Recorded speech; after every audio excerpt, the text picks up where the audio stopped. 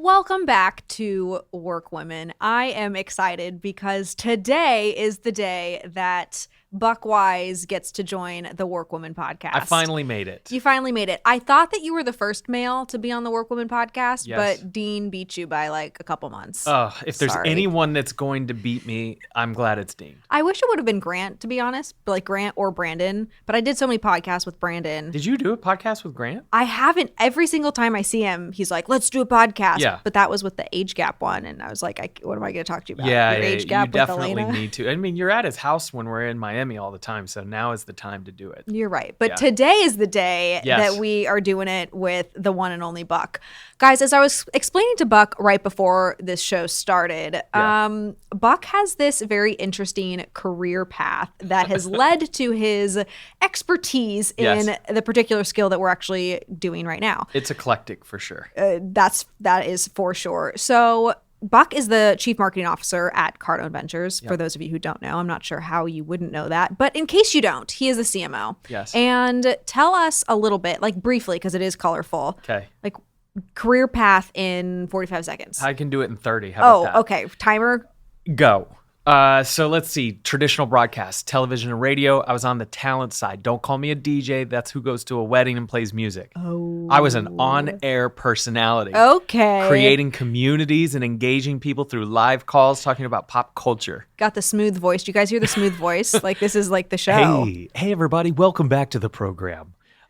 So I did that for like 15, 20 years. I really don't know. I'm bad with dates. You should know this by now. Yes, I do know this. I don't know All things numbers. I started when I was 17. I do know that. So it's been like 45 years. I mean, I didn't do it my entire life, but I was calling you older than you are. oh yeah, I'm not 45 yet. No, you'd be like 60. I'm so bad with numbers. I thought I was 45. I was like, Yikes. literally, I'm 45. Yikes. Okay. I'm 17 plus getting there. 45 would be A long time. okay. Yeah. I'd be very old. We're so old. So anyway, I did traditional broadcast, television, radio, and then from there realized there was an opportunity in digital. So I started my own agency. From there, I wanted to raise my lid, my belief, my ability to learn and do something bigger in my life. So I went and worked with Fortune 500 companies on the agency side. So I worked with Nike, Starbucks, Google, Adidas, Nestle. You're drinking your Starbucks. You know what I realized, by the way, the other day, as the chief marketing officer of Cardone Ventures? We need a sponsorship? I'm looking at creative assets all day. Mm-hmm. I can't find a picture of you without a Starbucks in your hand. Like, I realized you and Brandon were doing some teaching at one of our 10X 360s in Miami. You both are holding Starbucks cups in all the Yikes. photos. We should probably get our own Cardone Ventures cups. Maybe, yeah. Or do we We already have some find 10X with coffee Starbucks? cups. We have 10X coffee cups. Yeah, maybe we should put it in there. But yeah, I mean, you know, you like your Starbucks. Yes, we do. So yeah, I worked at Cardone Ventures is powered by Starbucks. That's what I like to say. That is true. We should get a sponsorship. All right. Honestly. Can you work on that? Yes, that's my next big agenda. Is Perfect. a sponsorship for now. That's all I wanted to hear. I created Starbucks' first influencer campaign. Tell us what an influencer campaign is. Influencers are, you know, they can be micro or macro influencers, people who have large followings on Instagram, YouTube, Twitter, Snapchat, TikTok, any one of those social platforms. Does LinkedIn count? Sure, there's LinkedIn YouTube? influencers, entrepreneurial influencers, YouTube, 100%. I think you said YouTube. Yeah. The easiest way to think of influence is they used to call them endorsements. Michael Jordan had an endorsement, right? And they'd been around for years and years. Hollywood actors would do endorsements. Hi, the reason you should use this product is because I'm a celebrity.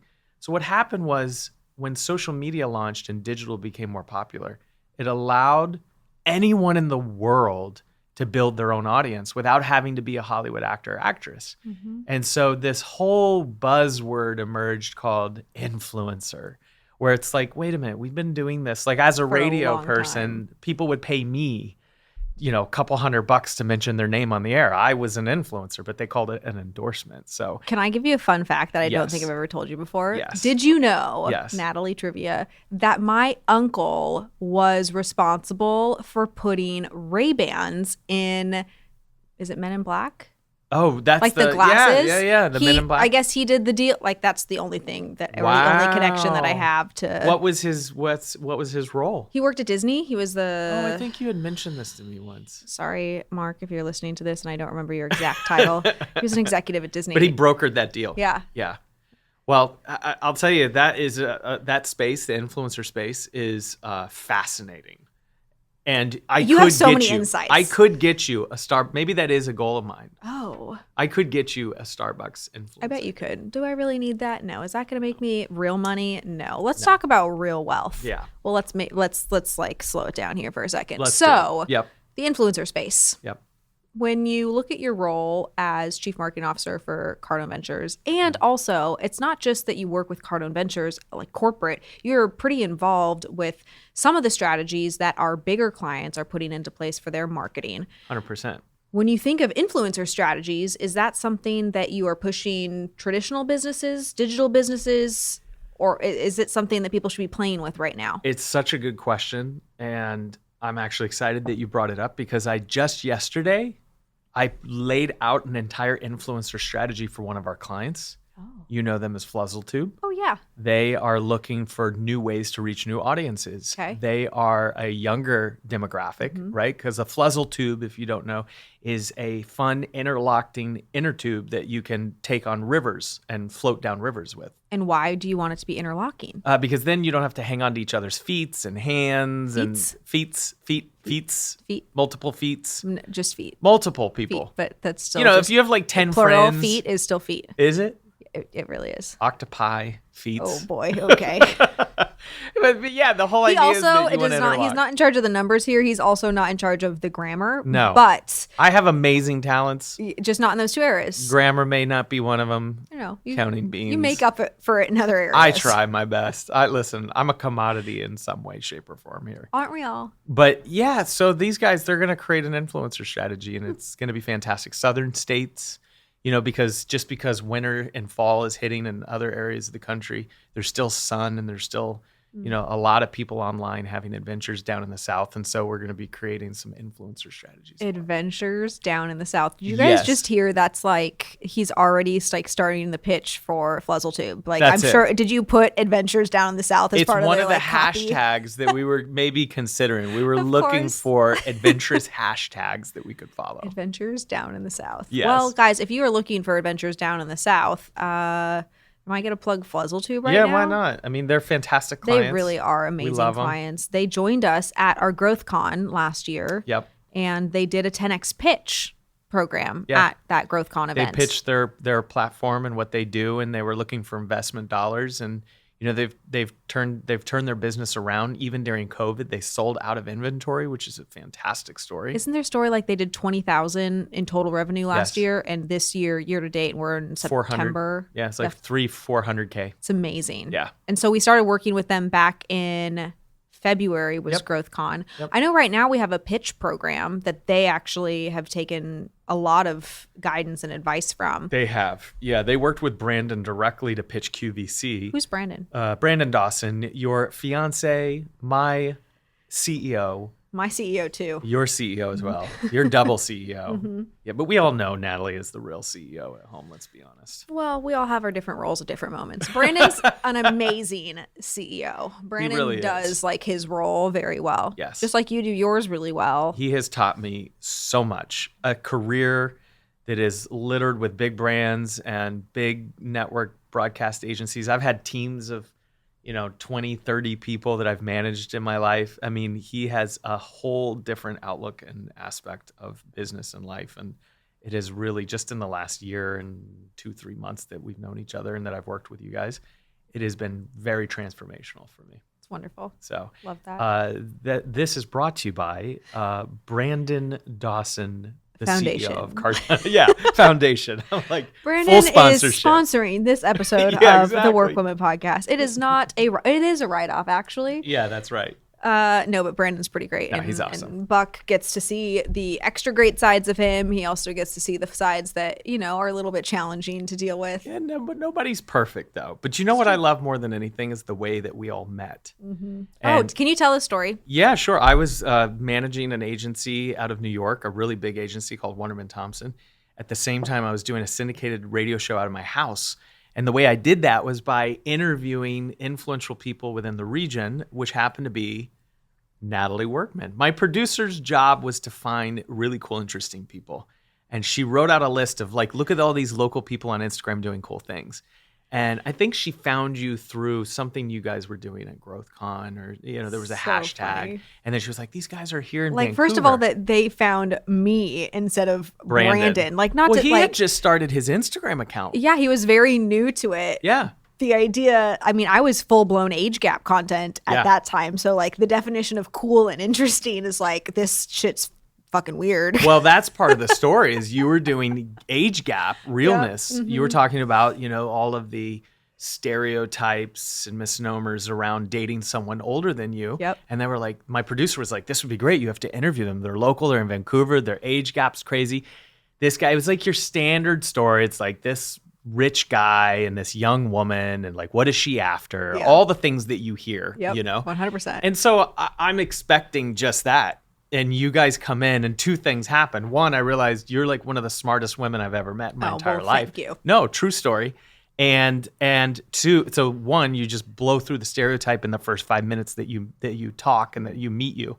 Secondly, I'm pretty sure the interview went from like age gap to business. Yes. And that's where Brandon and I were like, we should stay in touch. And he's like, I'm building something really cool called Cardone Ventures. So Cardone Ventures was formed legally like a month before that. It was interview. Just like in the inception employees. Phases. Yeah, there were no team members. No. And I remember like my side of meeting Buck was when Brandon and I agreed to do this interview. He's like, why are we doing this? And blah, blah, blah. And we got in this...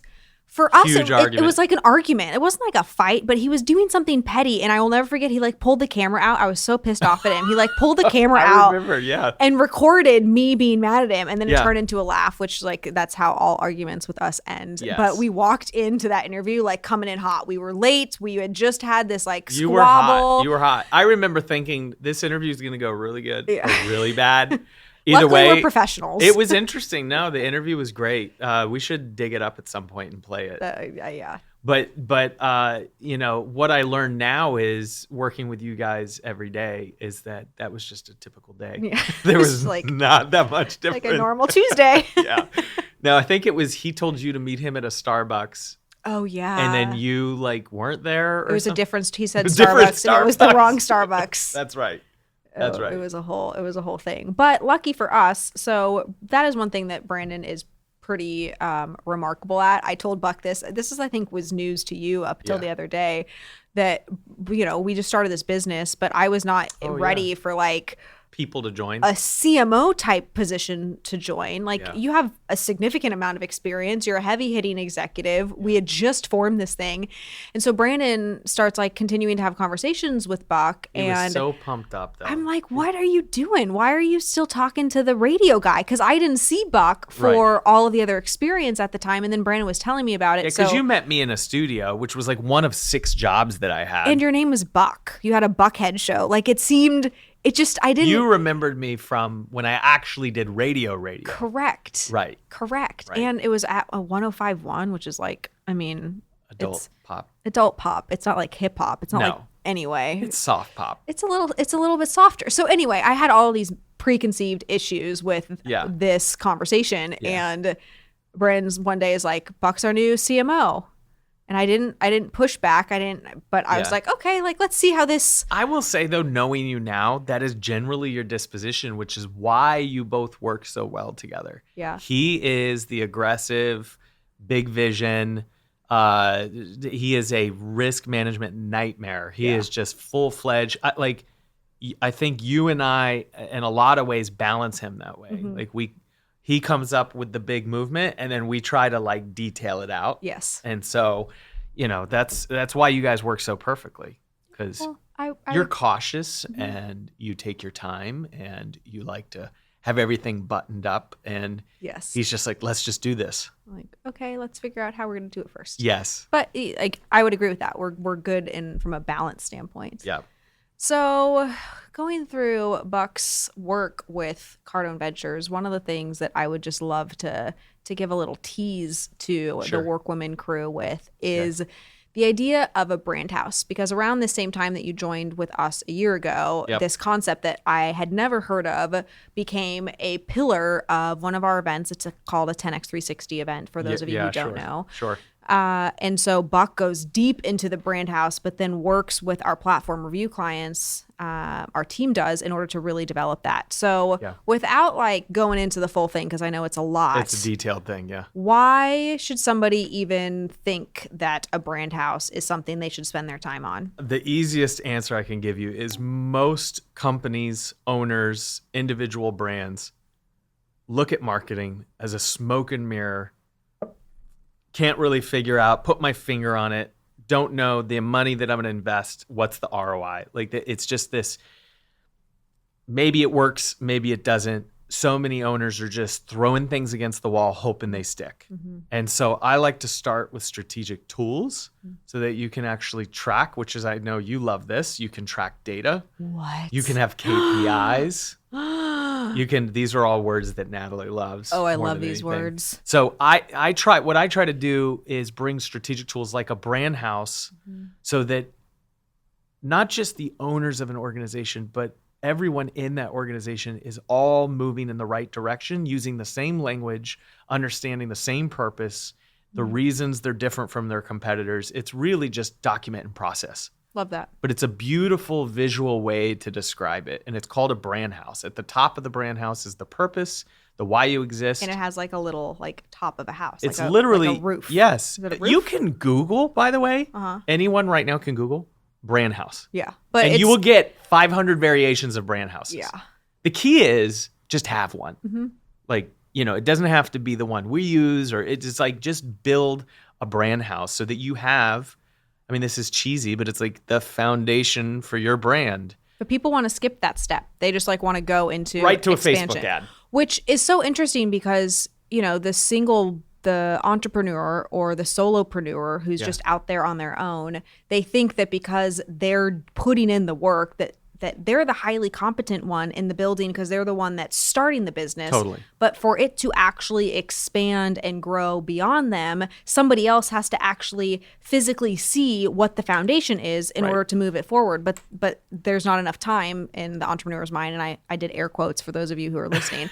Nobody has enough time. There aren't enough hours in the day to put that on paper. But that is the thing that anybody touching your business's marketing campaigns or marketing strategies or social strategies should be looking at. 100%. It's really interesting when I ask business owners, like, what is your marketing strategy? And I say, show me. I like to say, I say, do you have one? Yes. Everyone raises their hand. I have one. Oh, yeah. I have a marketing strategy. Okay. Sure. Okay. Show it to me. Well, I mean, we're doing Facebook ads and we're, and it's like they like, to your point, these owners, they have what they think is a strategy in their head, when really it's just a bunch of tactics all grouped together. And then they get to the end and they go, that didn't work.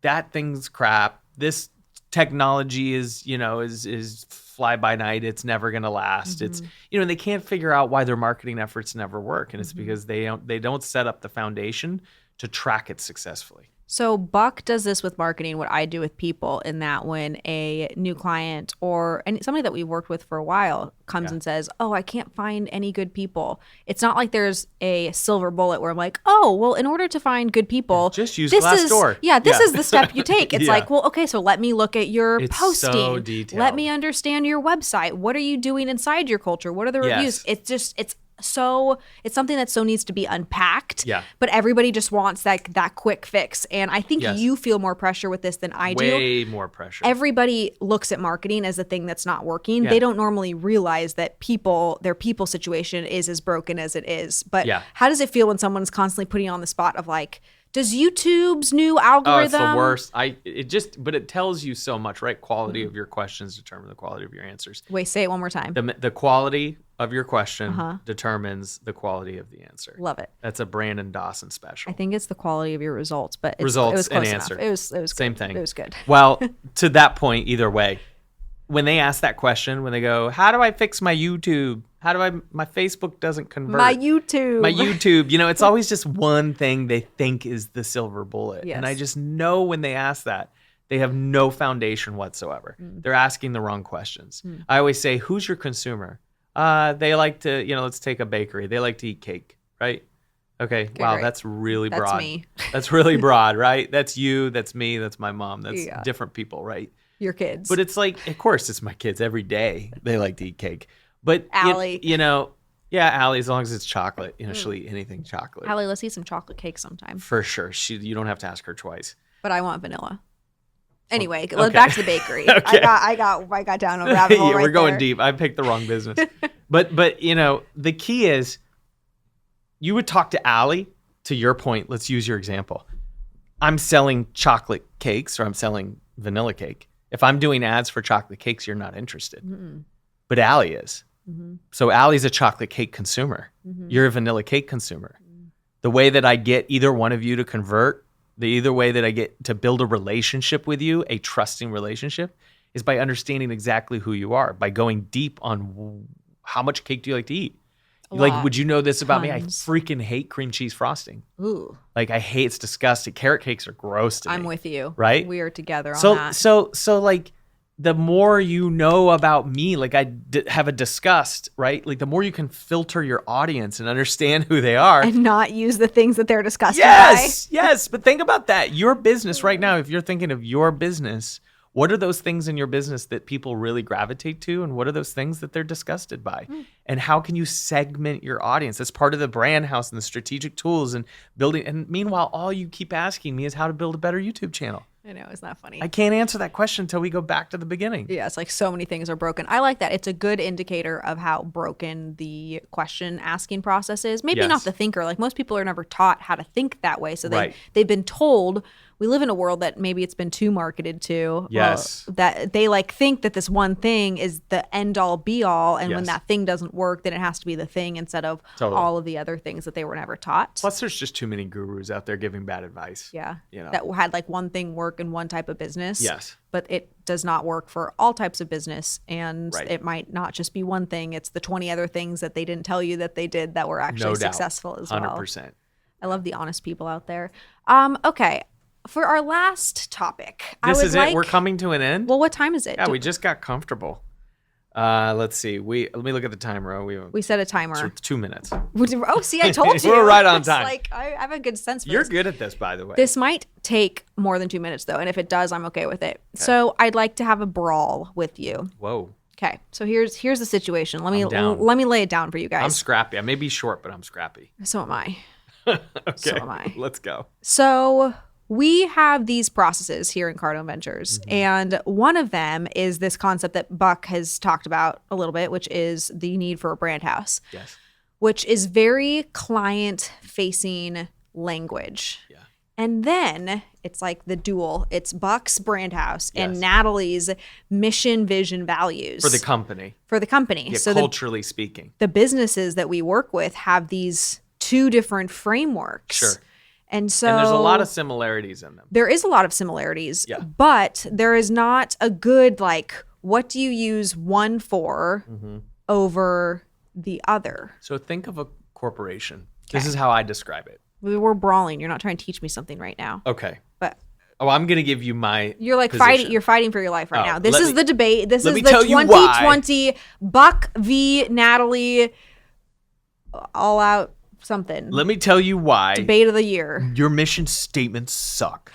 Let me tell you why the brand house is God's house. Okay, this is it. Ready? The brand house is specific to marketing. It does not play a cultural role in the corporation. There are no fun picnics inside the brand house, right?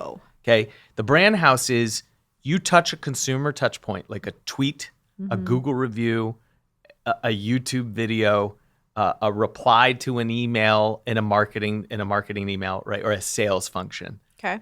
You're filtering all of your tones, the way you act, the way you look, the way you feel through that brand house. Okay. I believe a mission statement extends to everyone, including marketing and sales, finance, operations, HR, janitorial services. Like the culture of the business is like the mission statement. That is as a corporate entity. Now, I've noticed at working with these businesses, when you get down to the bottom of the brand house, there's something called brand pillars that are like, they're mini mission statements as to like service first, right? They're like, they're action statements of like how you would behave.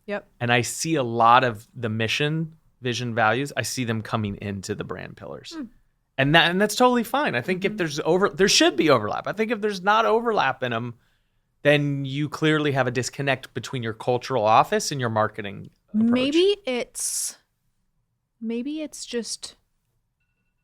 Time's up. Whatever you were going to say. Wow, this really is just like the debate. Who's going to moderate? Who's going to tell me to shut up right now? I'm going to tell you, you've got lots of... Natalie, listen, I'm doing my best impression. Maybe you're going to succeed at this debate. Maybe you're not, but most likely not. Okay? Your Trump is actually really solid. I've been working on it. I think that Well, you should stop thinking, you should know. Okay. You know? A lot of people think, but you should be knowing. Oh, my gosh. Buck 2020. Okay. I think we should have further conversation about this. I agree Am I with invited back? Well, we'll see. We'll see Okay. we'll see what the people think. That's a no. You guys are going to be the people that decide if Buck can come back. Guys, come on. Can you Instagram Natalie Workman and let her know that I should be back on this program, please? I like that. See, I'm just promoting your Instagram. I think that's great. I appreciate that. I'm not even going to sell my side of the argument because we can settle it on the next time. What, did you have a big stake in the ground that you wanted to put that the brand house should not share? The only place that they are in conflict, to your point, yes, I'm agreeing with you. Yes. That one is marketing. I'm agreeing with Buck. Buck is correct. One is for marketing initiatives and running that filter, and then the other is for the people filter. Mm-hmm. I think where there becomes conflict, and we saw this like kind of percolate a little bit a week or two ago, is when you're meeting somebody new. Yes. Which framework? Customer. Well, but that's the thing. You don't know if they're a customer or a potential team member. Like you're just like marketing doesn't touch a team member. No, but here's the deal. So here's the situation. Okay. I show up to a networking event. I'm going to go to one tomorrow. Okay. Do I say the Cardone Ventures brand house when I meet the big idea, or do I say the mission statement? Mission statement. Interesting. Because the brand house is actually an internal only document. You should never use the brand house externally. It is a resource guide internally. So for instance, Nike's brand house to inspire innovation to every athlete in the world. This is their big idea. That's their big idea in the brand house. You hear just do it. You hear everybody is an athlete. Like you hear all of these externals, but you don't hear their internal brand house. However, if you buy shoes, look at an ad, correspond with them through DMs or on tweets or watch a television commercial, you feel their brand house embody all of those touch points. I feel like that just settled it after all of these months of us having like this natural conflict. I'm glad we had this Brandon discussion. Will use the brand house big idea as the thing that he role plays with meeting people. That happened. And it's the wrong. We need to just like do some. Hard to correct him in a group of 50 people though. When he starts to go the other, like the mission vision. Every on one once side. in a while, I choose to make that choice. Didn't do it. Yeah, that wasn't the right time.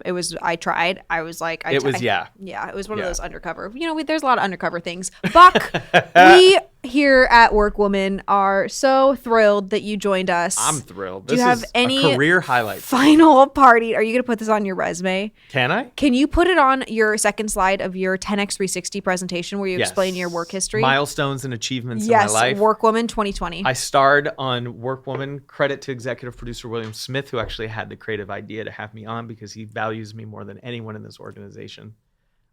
Except Natalie Workman, of course. I was going to say, what are you trying to say right now? Natalie, do I need to fire you on camera? Please, is that what needs to happen? Please do. Oh Ratings gosh, for WorkWoman through the roof. Through the roof. Okay. Remember when you fired your CMO on your podcast?